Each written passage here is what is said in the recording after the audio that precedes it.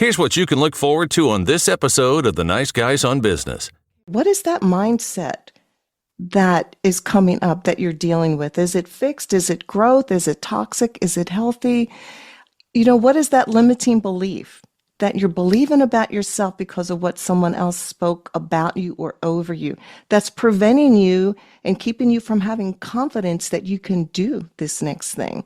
And there's these emotions come up, so we have to recognize them. We have to give voice to them. Right. And if we ignore them, we take all of that emotional baggage with us to that next place. So the transition's really giving you time to be aware of, why am I fearful? There's a root and a reason behind the way we behave, think, or feel. Mm-hmm. And so that's what it's all about. Okay, why am I feeling this?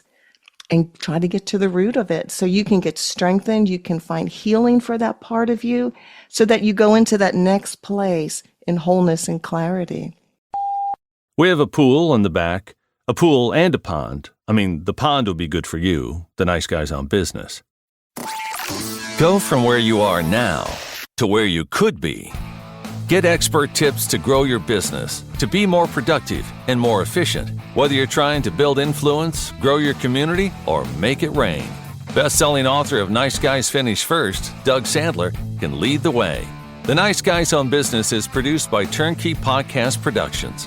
Now, here's your host, Doug Sandler. All right, Nice Guy community, if you've ever gone through a transition in your life, whether it's job, marriage, death of a loved one or spouse or someone that you know, bankruptcy, retirement, yes, even plastic surgery can give you the image of all the things and all the stages and all the parts that you need to go through when you're dealing with a transition. People don't like change, or so I've heard. Or you could learn to embrace change and then find a new perspective. Well, Debi Ronca, she is the transition expert. Her podcast, the Transition Bridge Podcast, shares real stories and real solutions, bringing you content weekly with other experts and people just like you and me, Nice Guy community. Well, there's probably not many people just like me. That's probably good. Top 10% global ranking podcast with over 150 episodes with over 4 years. I'm not surprised. Debi, welcome to the Nice Guys on Business Welcome back to the Nice Guys on Business podcast. Hey, Doug, thank you so much for having me. I've been looking forward to being with you today. So you reminded me, and I should have done a little bit more research. You actually have been on the show before, and I did, until you said that, I'm like, oh gosh, that had to be years ago. So was it right before, right after, right? When was it in your transitions? When was it? Great question. Well, it was during the midst of when the whole world was going through a transition with COVID. And I came on your podcast, and actually it was the very first podcast I had ever been on. Wow. And we were talking about my book, The Family Letter. And here we are, still connected all of these years. You've helped me and taught me how to produce a podcast, and working with your team has just been incredible. Well, you have been you've been a valuable client, and you've been what's so nice is that when someone works with you and they embrace the teaching that you have, you feel like the teaching that you have is maybe there's like, oh, okay, well, there's the person that's listening to me. And, to a degree, while maybe I have been the teacher or the mentor when it comes to podcasting, it requires somebody that will actually listen and take the advice and use it. And you've done a great job with that. Just kind of putting it into action, consistently putting out your content for when did you start your podcast? How long ago? I am going into my 4th year. Oh my gosh. So going into 4 years, 160 or 170 some odd episodes that are out there right now. And I look through the guest list, and it's transitions of every kind. I tried to name a few of them just there in the intro, but I was really interested in the one that you did on plastic surgery. And yes, there are transitions. I'm going to tell you a little admission. When I was 18 years old, I had a nose job, and it did take me from a period of feeling very self-conscious as a 17-year-old, well, which 17-year-old isn't self-conscious, and having the surgery, and then feeling like that there was a transition in my life, like the butterfly metamorphosizing, and coming out of its cocoon. So there are transitions of every kind. So maybe just share a little bit about what transition is, at least as you define it. I'm so glad you asked that because I think there's a lot of confusion or misunderstanding about what a transition is in life. It's that new season or new direction.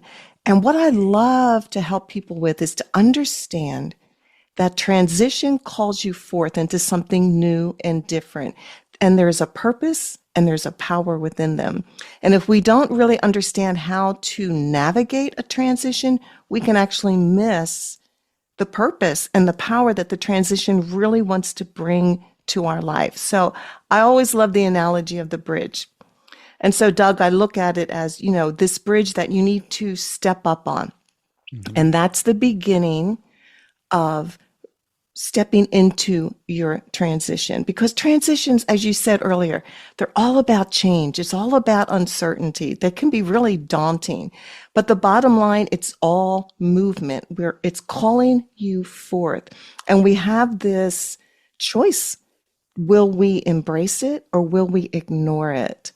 And what happens is when we ignore transitions in our life, that's where we become stuck. That's where we become frustrated. I have this process that I use called REAL, REAL, where I help people recognize the symptoms of a transition, evaluate it, align with it, and live it out in wholeness and clarity. And one of the things, Doug, is people don't realize our emotions are speaking. They're trying to alert, they're trying to reveal. So for instance, here's a symptom. If you're constantly frustrated, that's a symptom that's trying to tell you you should be in transition.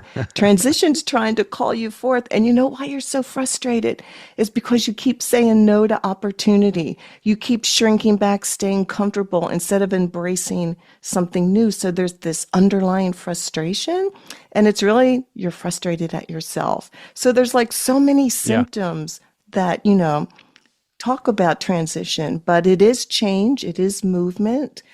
And embracing something new and letting go of something old. I love what you just said, just about, it's transition calling you to step up and step forward. And my mom used to have an expression. She still has it. She's 91 years old and she still brings all these great pearls of wisdom to my world. But she talks about, Doug, you hang long enough and you get used to hanging.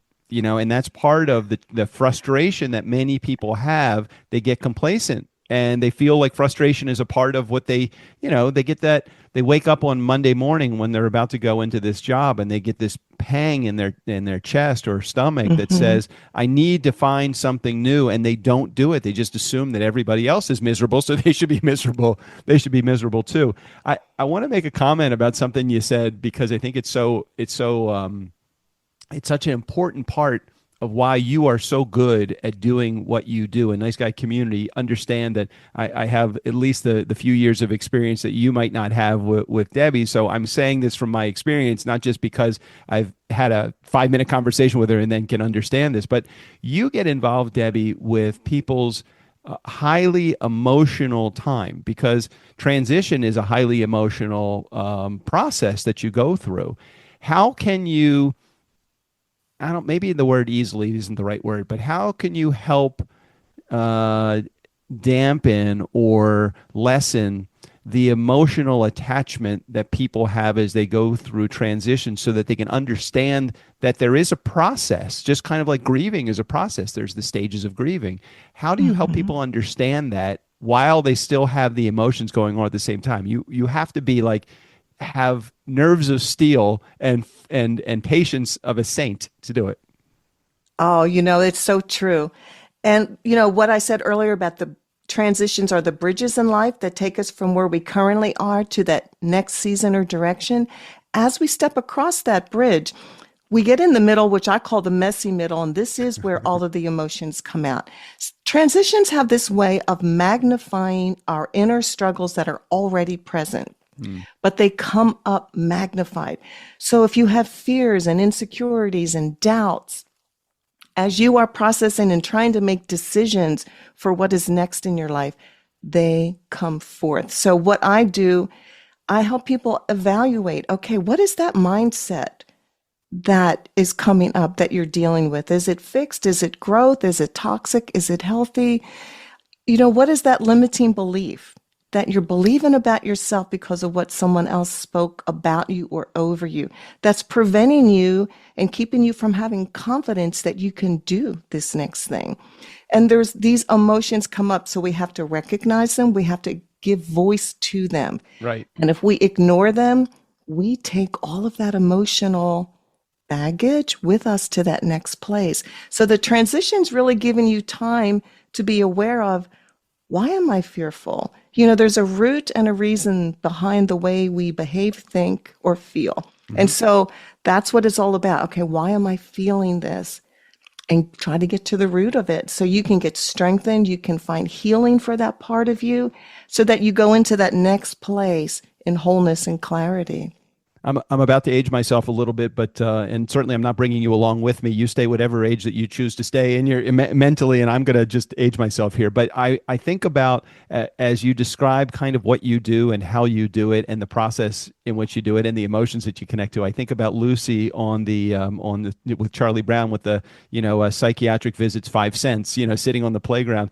When you were a younger person, a little girl in elementary school, or even a teenager, were you the one that people came to help resolve their problems because they just felt like you're the ear, you're the understander, or was this something that you learned later in life?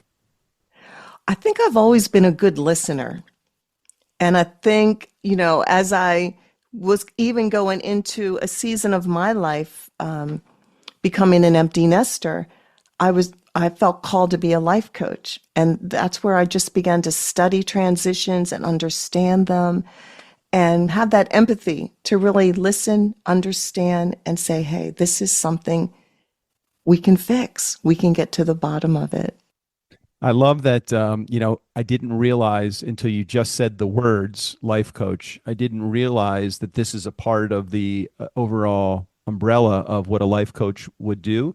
And what I love about it is if somebody hears the word life coach, sometimes they go running in a million different directions away from the coach because they don't feel like they need a life coach. But you narrow down the subject matter and you call it, or you market it or brand it as, I'm a transition coach.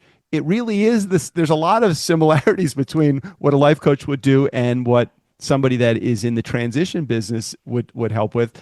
But the way that you present it, again, makes it so that it's less fearful, less emotional, less intimidating for somebody to step into that those lessons that we need to learn. Do you find the same thing? I do. I think once I can bring clarity to why a person's feeling the way they are, or help them understand why they keep shrinking back, they're now ready to embrace something new and different. And then they're exhilarated when they get to the other side. They're, why did I wait so long? And then they thrive. They thrive. I think about the C-suite executive, male or female, that's going through the next stage in their life because they, let's say they either got laid off because the company has been acquired by another company, or the person that in 2008 loses 40% of their net worth because the stock market takes a crap on their portfolio, yeah. And that's a transition, or the unfortunate situation where somebody passes, or a divorce.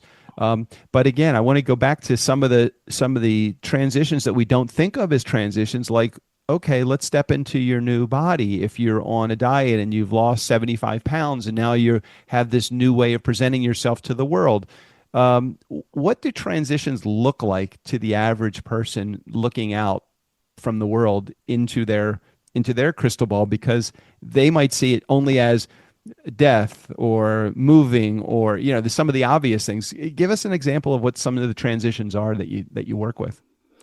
There is such a variety of transitions, and that's why I think people miss the actual effect of transition in their life. So we have the classics like retirement or empty nester, but some of the ones that you were referring to, Doug, are like what I refer to are the sudden loss transitions. Mm-hmm. We can prepare, for retirement, but when you suddenly lose your job, when you suddenly get that diagnosis of your health that could be terminal, these are sudden loss transitions that we're not prepared for, we're blindsided by. And unfortunately, life is filled with a lot of those type of transitions. And so you find yourself asking your different questions. Who am I now? Where do I belong? How will I fit in? Because your norm has totally been shattered. It's different than when you're in a transition of, say, you're preparing for retirement or you're going to college. You just ask yourself, what's next? Yeah. Where do I go from here? And there is a whole process with that too. But that transition of loss, you should never navigate alone because it's so daunting, and the grief and everything that comes with it. You really need to have someone walk beside you to help you unpack where you're at and to realize that there's still hope on the other side of adversity. In fact, that's what I love about my guests that come on the podcast. I recently had a gentleman when he was 13 years old, unexpected explosion in his backyard that his entire body, 90% of his body had third-degree burns. He had 1% chance to live. Wow. And he not only learned to walk again and live, he played lacrosse again. He went collegiate as a coach. And now he globally goes around speaking to people about life after adversity. Wow. And you can get through something. And when I listen to people like that, it's so inspiring because even the most tragic times of transition, there is still, as long as you are still here on this earth, you still have a purpose and a reason why you're here. And I'm passionate about helping people not give up and look forward to what could potentially be there. I hear over and over again the people that have overcome adversity, sudden blindness, or any health-related issue that they have, cancer or a heart issue or any type of disease, or really any number of different things that could happen to you on a sudden basis. And they say, while most people would see this as a curse, I look at this as a blessing in my life, because had that not happened, I would not have this purpose in my life at this point. And I do get so much inspiration from listening to those messages. But let's step back from that for just a second and talk to the people that are out there that are experiencing some sort of ache or emotional pain in their life, and they're just trying to figure out, okay, what's the next step for me, or what am I supposed to do in the next to process this. What are some of the symptoms that somebody might be experiencing if they're early on in the transition is calling me, but they don't recognize it phase yet? What are those symptoms, Debi? Oh, there's some great symptoms, ones that we probably wouldn't even think about. So, conflict, interesting. Sometimes we stay longer in a career, in a relationship, longer than we should. And we've known for a long time we needed to make a change, but we don't. And conflict comes because that becomes the catalyst to move us out. Mm-hmm. So if you're experiencing some type of conflict, look at that situation. That conflict is actually a gift for you to realize it's time to move on. And I love nature. I go to this park, walk by the pond, it's filled with life. But then when the drought comes and you go by the pond, all nature has left. Right. Because even nature knows if I'm no longer being nourished, if I no longer have a life-giving surrounding, it's time to go. So we need to look at that too. Another one would be lack of passion. If you find yourself something that you've loved to do and now you could do it with your eyes closed and you've lost your passion, don't keep trying to stir that passion up, because that lack of passion is saying there is really something more. There's something different. You need to be challenged. Yeah. Transition wants to bring growth and development into your life. So don't try to, develop more passion for where you're at if it's because that lack of passion is telling you to move on. Another interesting one is burnout. And sometimes we think that is overworking, which it is, but you're in a time of making a decision, but you won't make the decision. You're too afraid to make the decision. Right. It's the bottom line is you don't trust yourself enough that you're going to make the right decision. So you're literally burned out from all the emotional exhaustion of not making the decision. I see things like, I think of things as I'm going through a transition or trying to understand that I'm experiencing transition when I don't even realize it. Things like I may have a tough time sleeping at night, or I may lose my appetite, or I may overeat, or I may find myself binge watching Netflix or something like that. So there are some phases that I go through that I'm like, well, what isn't right in my life right now that is causing this? And I oftentimes will ask myself the question, what do I need more of? Or what am I lacking right now emotionally? Am I lacking safety? Am I lacking stability? Am I feeling like I'm not a voice? Am I not making an impact? I really enjoy making an impact. So am I not making an impact anymore? So there are so many things that I kind of physically go through, those physical challenges that I have, like the lack of sleep or just not feeling well or not wanting to get out of bed in the morning. And, even in a positive life that I have, I feel like sometimes I do go through some of that stuff, and that seems to be Hmm. those are pretty telltale signs, I would think, for transition also. Absolutely. And you just reminded me 4 questions that you could ask yourself if you're in a situation and you're wondering is what is right? What is wrong? What is missing? And what is confusing? And answer those questions and it'll kind of give you some clarity to where you are. I know that I want you to just a second and promote your book because there's a second book that I also want to promote, but I want to do you the lead in of the promotion too. But promote your book for just a second. So, what's the name of your book? Oh, sure. It's called The Family Letter. And give us a little And bit of a background on what the family letter is. yes, actually, it's so interesting. When my husband and I, we were raising our children, we wanted to teach them the power of encouragement and the power of your words. So how do you take this huge concept and make it easy? And so we decided, let's use the simple tool of a letter. And on our birthdays, we would write letters to each other with the intent we would sit down as a family and one by one, each letter is read out loud so everyone hears it because that's where the power is in the community, not going to your room and reading it by yourself. Right. Well, we started this when our kids were little. We are about 38 years now, still doing the same tradition because, Doug, the bottom line, all of us had this longing in our soul to be known, loved, valued, and celebrated. And it comes through the power of words. And all of us walk around in life wondering, do I have value? Do I have worth? Well, we each have that answer for each other, and we need to express it. And that letter becomes that safe place. So I go around and speak a lot about this book, encouraging families to start, even individuals, simple letters. Telling someone what you love, value, and celebrate about them is a treasure, and you can literally change a person's life. So many people walk in doubt. So many people want to know if they're making a difference. And taking the time to write a letter to a mentor, to a friend who's been there, walked through trials with you, means the world to everyone. Oh, I In love fact, that. this book has gone, the letters, my grandchildren now, when my grandson was 7, he said, Nana, do you know what I want for my birthday? And I said, no, Kellen, what would you like?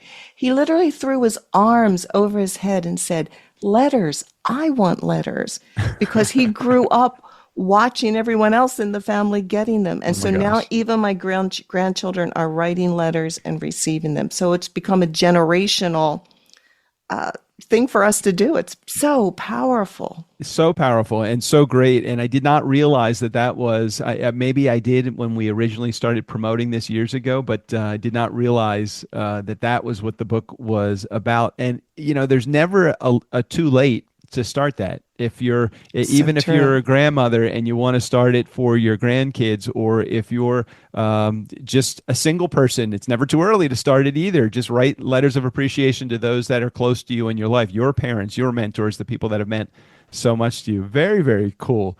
And I'll make sure I put a link in the show notes. Actually, I think on your website, towards the bottom of the homepage, you have access whether you want to get a copy directly on Amazon or you want Debbie to autograph a copy of the book. You can go right to her website to get that as well. Let's talk just for a quick second about the podcast before we wrap up, Debbie. So you've been doing this for 160 some odd episodes or so. You've made all sorts of connections with people that have sat in the guest seat and in your audience. I always like to ask this question as somebody, especially a client of mine, because it's really hard when you're telling people about podcasting in the very early stages that it's more than just building a community of listeners and building a guest seat that is sharing information. There are so many hidden gifts that you get from podcasting. I'm really curious what the hidden gift that you have gotten out of your podcast, whether it's relationships that you've built, business that you've been able to get. Is there something that has been a hidden gift to you that you did not have any idea that you were going to get when you started the show? Oh, that's a great question. I think one of the first gifts for anybody who challenges themselves to do something that they've never done before, and you do it and it becomes successful, there is such a satisfaction and fulfillment to know anything's possible. So take a risk and do that. So that was the first gift for me personally, that I thought about this and I thought, I'm going to take the challenge and be consistent as you shared with me to do. And it's paid off so much. And I have built relationships with people around the world. And we find we have a kindred spirit, and we can help one another with our own businesses. I find people who are doing things that I may need for my clients that I may not have in my wheelhouse, but now I can refer them out, and they do the same for me. And so it's relationships, and it's also helped my business. Yeah, that's great. Well, I appreciate you sharing that. I feel the same thing. You know, we've had the show now for 10 years. Next month will be 10 years, which is crazy to think, 15 or 1,600 episodes. It's just amazing to be able to think about the impact that it's had. I'm going to be selfish for a moment. The impact that it's had on my life, forget everything else. It has been great. And it has been a deep feeling of accomplishment for me, as I'm sure it is for you as well. We'll put a link in the show notes again. I know it's on your website, and you have a tab on your site for access to your podcast as well. What am I not asking you, Debbie, that we should be sharing with our audience of Nice Guy community members? Well, I do have a course that I wrote for anybody who is wondering about what a transition is. The course is called Your Story's Changing, Finding the Purpose and Power in Transition. And there will be a link on my website, and I may have one for your show notes as well. And you can take this course on your own, or you can also take it and have coaching with me as you take the course. So excellent. I highly recommend it. Excellent. And I highly recommend anything that Debbie has her hands on. I would absolutely recommend that you take advantage of that Nice Guy community. Debbie, thank you so much for sharing. Thanks for your return visit to Nice Guys on Business. And thanks for your flexibility. I think we originally had this scheduled to record on New Year's Eve. And I'm like, why did I have that even open on my schedule? But it was open. The higher power said, you need to work on New Year's Eve. And I'm like, I can't. It's time to move on. So thank you for your flexibility in scheduling this. Oh, you are so welcome. And thank you so much for the honor and the opportunity to be here, Doug. I love being connected with you. My pleasure. I feel the same. And Nice Guy community, thanks again for tuning in another episode. Never underestimate the power of nice, or the power of recognizing how you are, or maybe you are going through a transition yourself. Reach out to Debbie directly. We'll make sure we put all the access and information right there in the show notes. Steve O'Brien, go ahead and take us out of here. For the Nice Guys on Business, I'm Steve O'Brien.